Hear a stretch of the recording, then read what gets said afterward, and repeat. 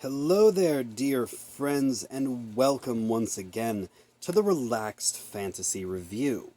On this channel, we spend our time looking at fantasy of all sorts, from books to movies to video games, and applying the characters within into the tabletop game Dungeons & Dragons 5th Edition. Today, though, we're going to be looking at a core component of D&D itself. Specifically, we're going to be looking at a subclass of the Clerics, specifically the Nature Domain. The Nature Domain Cleric is a wonderful subclass, that applies a little bit of druidic magic and elemental power to the already very, very strong Cleric class. But how do those two mesh together? Let's have a look-see. Now, with all Cleric subclasses, you get an expanded spell list.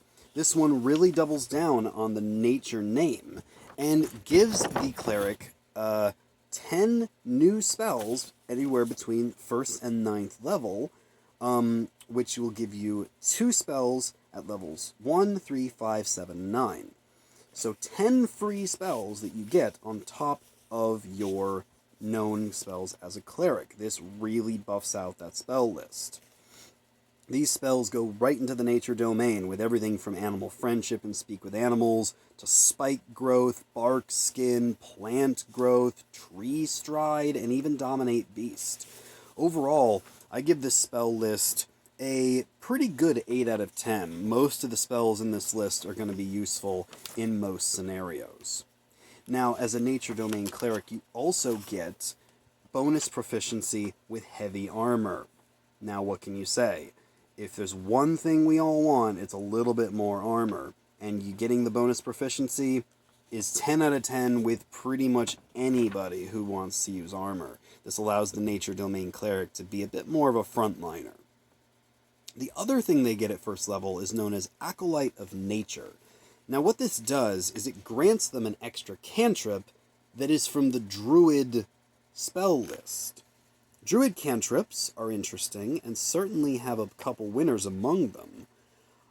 But it's a cantrip, so you aren't getting any of those super powerful druid summoning spells. The other thing you get is an extra skill proficiency in animal handling, nature, or survival.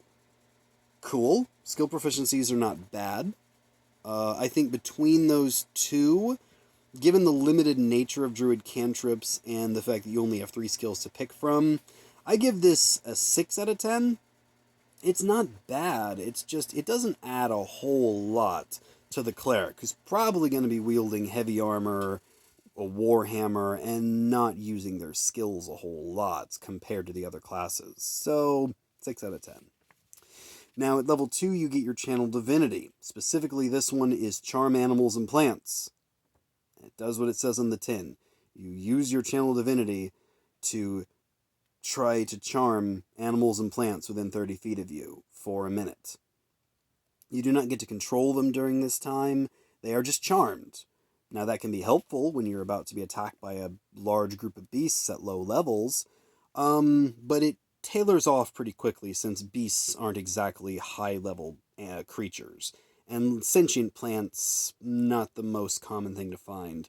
I give this a 6 out of 10. Not a great use of your Channel Divinity. Not worthless, but very niche. At level 6, you get quite possibly the best part of the Nature Druid, the Dampen Elements power. This allows you, as a reaction, to basically gain resistance, or allow your allies to gain resistance, whenever they're attacked by an elemental power. This means cold, acid, fire, lightning, or thunder damage.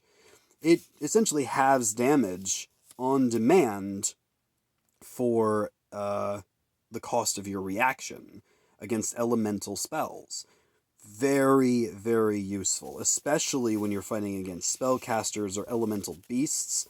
This means that the Nature Cleric is the go-to when you're facing elementals, demons, or anything else that would hit you with elemental damage. I give this a very, very powerful 9 out of 10. Now, at level 8, you get your Divine Strike power. This allows you to add elemental damage, specifically cold, fire, or lightning, with your weapon attacks. And at level 14, this goes from 1d8 to 2d8. So you're just getting extra elemental damage right on top, and a variety of it as well. So 9 out of 10, you're really going to have some empowered weapons. Finally, at level 17, you get the Master of Nature power. This buffs up your channel divinity, your charm animals and plants, and instead of simply charming them, now, when you're charming them, you actually can command them using your bonus action. This is decent. It allows you to gain some extra followers, some meat shields on the battlefield, or honestly to use your divine power to turn animals against their masters. But that's at high levels when you get this. This is level 17. Beasts aren't exactly things that really come into play a whole lot at that point. Sure, the big bad might have a pet dire wolf, or might come in riding on a giant ape or a tyrannosaurus or whatever, but just turning his pet against him isn't going to do that much. Not to mention that once the beast takes damage, the charm goes away anyway. So this power falls pretty flat considering what level it comes into play at. You've been charming animals for 15 levels by this point. Commanding them doesn't really gain you anything. So, not terrible, but I only give it a 7 out of 10. As a capstone feature, it really could have been a lot better. When you crunch all the numbers together, between the bonus spell list and all the skill proficiencies and skills, I give the Nature Domain a solid 8 out of 10. It's got a little bit of a niche feel to it, with its focus on animals and plants, but then it gets all sorts of cool powers against elements, with elemental strikes and elemental resistance. The heavy armor makes them, great for tanking and frontline fighting. And really, it's hard to go wrong with the Nature Domain Cleric. Some of its abilities are more niche, but some of them will be widely applicable. So I give this one 8 out of 10 and recommend it for anybody who wants to feel the power of the elements with their Cleric. This has been the Relaxed Fantasy Review.